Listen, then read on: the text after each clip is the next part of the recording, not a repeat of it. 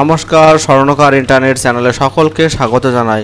বন্ধুরা, ভিডিওর থাম্বনেল দেখে নিশ্চয়ই বুঝতে পেরেছো আমরা আজকে কি রিলেটেড ভিডিও বানাতে চলেছি। যারা ডাব্লিউপি কনস্টেবলের পরীক্ষা দেবে আগামী 30শে নভেম্বর 2025 তাদের জন্য ভিডিওটি অত্যন্ত গুরুত্বপূর্ণ হতে চলেছে। কারণ তোমাদের একটা ধারণা তৈরি হবে তোমাদের প্রিপারেশনটা কিভাবে নেবে এবং কত স্কোর তোমাদের টার্গেট করতে হবে এবং স্কোর কত রাখতে হবে এবং মক টেস্টটা কীভাবে তোমরা দেবে সেটাই নিয়ে কিন্তু আলোচনা করতে চলেছে আজকের ভিডিওতে। এবং আমরা যে বিষয়টি সেটা হচ্ছে মেল এবং ফিমেলদের কাট অফ কত যেতে পারে বিভিন্ন ক্যাটাগরির, ঠিক আছে, মোট শূন্যপদে বা কত আছে মেল ফিমেল ক্যান্ডিডেটদের, এই সমস্ত বিষয় নিয়ে কিন্তু আস্তে আস্তে একটা বিষয় ধরে ধরে কিন্তু আলোচনা করতে চলেছে এই ভিডিওর মাধ্যমে। তাই সকলকে অনুরোধ করবো ভিডিওটি স্কিপ না করে সম্পূর্ণ দেখবার জন্য। কারণ ডাব্লিউপি চাকরিটা তোমার দরকার, তুমি পাবে চাকরিটা। কারণ 1 মাস রয়েছে, 1 মাস যদি পার ডে তুমি 10 ঘন্টা করে পরিশ্রম করতে পারো নিশ্চয়ই তুমি ডাব্লিউপি চাকরিটা পাবে। ঠিক আছে, তাহলে দেখা যাক, শুরু করে আজকের মেন যে ভিডিও টপিক সেটা নিয়ে। তোমরা নিশ্চয়ই জানো ডাব্লিউপি ক্যান্ডিডেটদের উদ্দেশ্যে বলছি আমি, টোটাল কিন্তু 12,000 প্লাস শূন্যপদ রয়েছে বা ডাব্লিউপি ক্যান্ডিডেটদের। এর মধ্যে মেল যে ক্যান্ডিডেট যাদের রয়েছে মেলদের রয়েছে প্লাস 8,212টি শূন্যপদ এবং ফিমেল যে ক্যান্ডিডেট রয়েছে সেখানে রয়েছে কিন্তু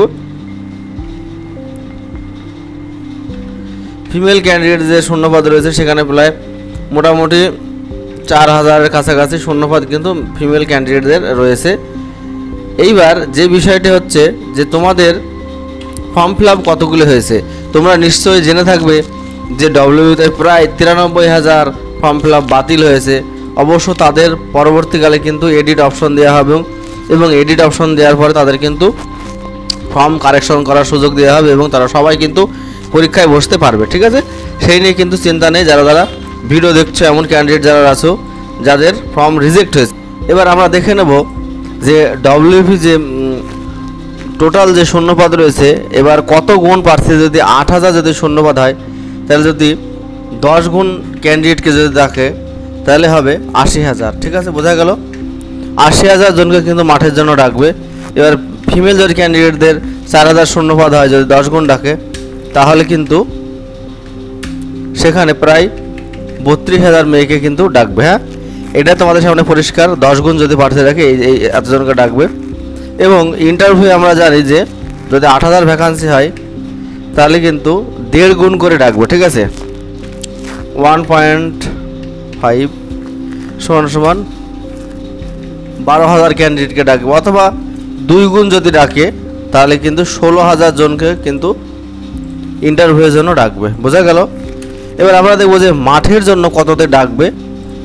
প্রথমে দেখব মেল যে ক্যান্ডিডেট রয়েছে মেল ক্যান্ডিডেটদের মাঠের জন্য কত ডাকতে পারে বিভিন্ন ক্যাটাগরির মধ্যে। ঠিক আছে, মেল যদি আমাদের ক্যান্ডিডেট ধরি ইউআর ক্যাটাগরির স্টুডেন্টদের তাহলে তোমাদের কাট অফ কিন্তু 55 প্লাস যাবে কাট অফ। ঠিক আছে, যদি ওবিসি এদের যেতে দেখি তাহলে মোটামুটি 50 কাট অফ যাবে তোমাদের। ওবিসি এ ক্যাটাগরি যদি আমরা স্টুডেন্টদের দেখি তাহলে 50 কিন্তু কাট অফ যাবে। ওবিসি বি যদি ক্যাটাগরি স্টুডেন্টদের দেখি তাহলে 53 প্লাস কিন্তু ওবিসি বিদের কাট অফ যাবে।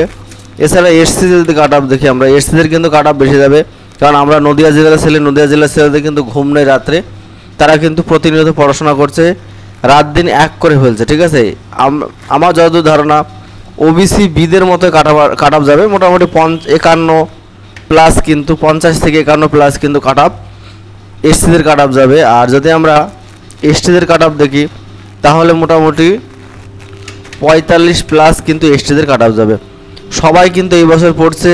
তোমরা নিশ্চয়ই জানো চাকরির যে বেহাল পরিস্থিতি বর্তমান আমাদের রাজ্যে, সেজন্য ভালো যে সমস্ত স্টুডেন্টরাও রয়েছে তারাও কিন্তু এই ডাব্লিউপির জন্য ঝাঁপাচ্ছে। ঠিক আছে, সেই জন্য এই যে কাট অফটা আমি বলছি ইউআরদের 55, OBC A 50, OBC B 53, SC 51 plus এবং এসটি হচ্ছে 45 প্লাস। এই যে কাট অফ এর থেকে বেশি যাবে তো কিন্তু কম যাবে না। ঠিক আছে, তোমাদেরকে বলে রাখলাম কাট অফ কিন্তু এর থেকে বেশি যাবে কিন্তু কম যাবে না।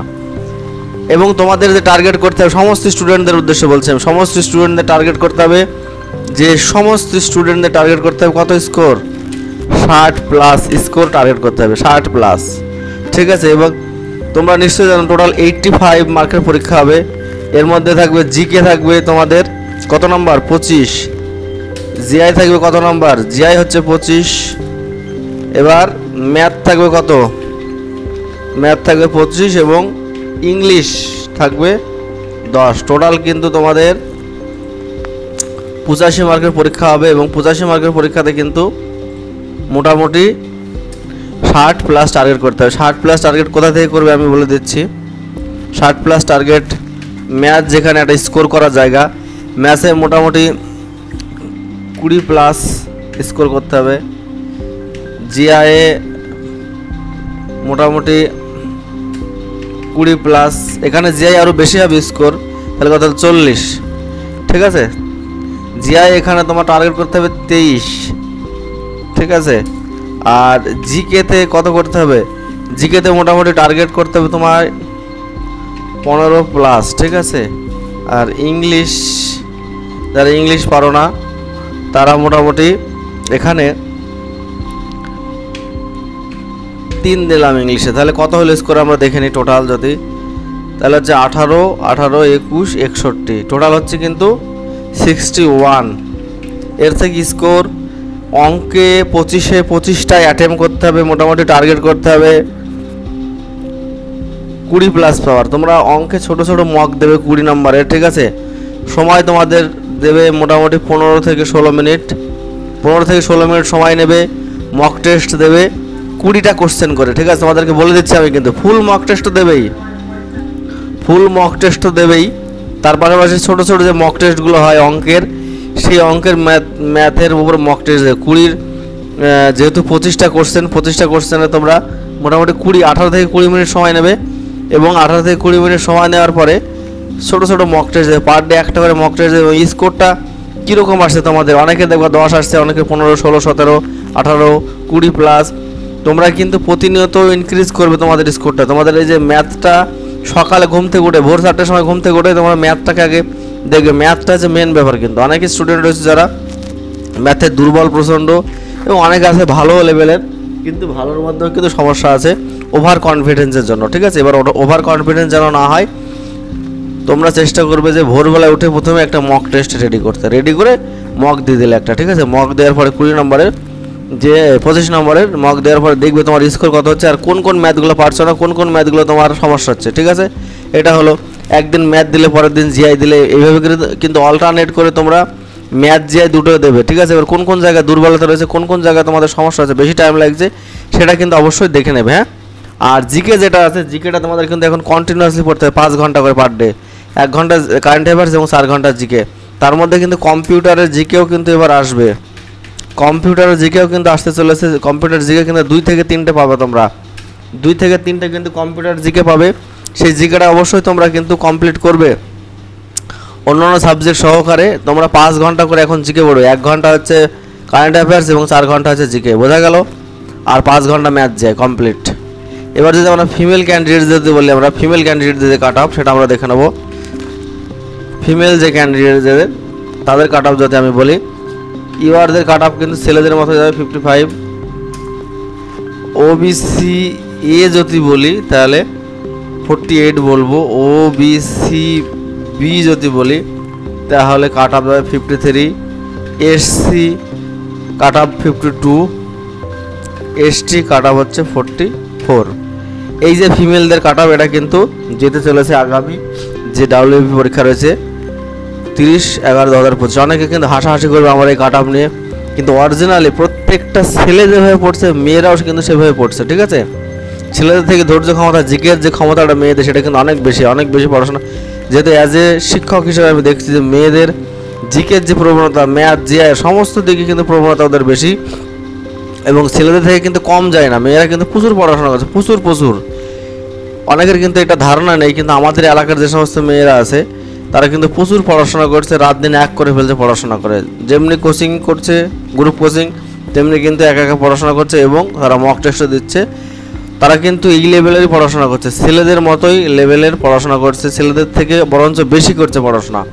সেই জন্য হাসাহাসির কোনো প্রশ্ন নেই এখানে। তোমাদের ইউআর যে কাট অফটা আমি দিলাম মেয়েদের ক্ষেত্রে, এটাই কিন্তু কাট অফ তোমাদের যেতে চলেছে।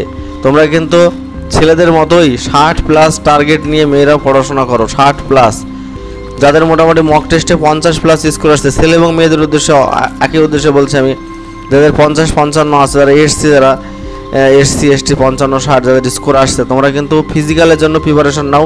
টুকটাক মাঠে কিন্তু যাও, বেশি প্রেশার দেওয়ার দরকার না দৌড়ে, টুকটাক মাঠে দাও, কন্টিনিউয়াসলি মাঠে দাও, আধ ঘন্টা 1 ঘন্টা করে স্লো যে রানগুলো হয় সেই রানগুলো দেওয়ার চেষ্টা করো, ঠিক আছে?